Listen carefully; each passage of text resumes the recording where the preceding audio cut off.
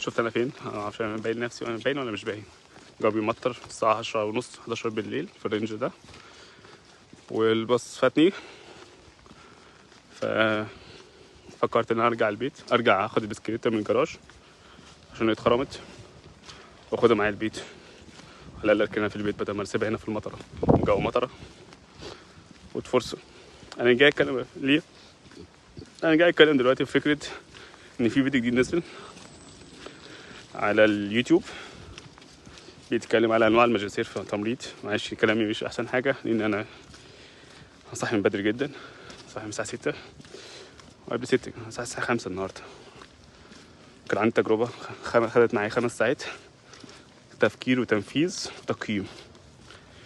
خلصت التقييم، كان نظري، قعدت 10 ساعات في المكتبه عشان اخلي التقييم تحريري ولسه ما خلصتش.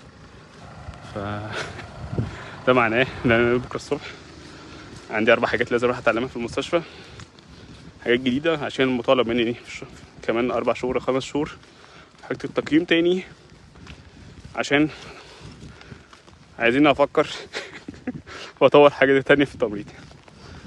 الموضوع شكله معقد، بس الجو شمس شويه، الجو شمس ايه، الجو مطر بس شويه وهوا وحاجات غريبه. بسكليت ايه، بسكليتة جراج البسكليتات هنا في المحطه، اخد بسكليتتي وامشي. يا لهوي. بس فانت لو مستعجل وحابب تطلع جري على الفيديو الجديد هتلاقي اللينك تحت في اول كومنت. خلي بالكم على نفسكم وربنا يبارك فيكم ويحفظكم، ونشوفكم على خير ان شاء الله في فيديو جديد. معلش هتلاقيني في الفيديو الكبير اللي على اليوتيوب في لخبطه كتير في الدوشه، معلش انا بس عشان مش نايم كويس، بس هو مش اصلع، بس هو الدنيا ضلمه الدنيا ضلمه شويتين. بس احنا الساعه والله ما اعرف الساعه كام دلوقتي، بس قشطه. اشوفكم على خير ان شاء الله في فيديو جديد في رعايه الله.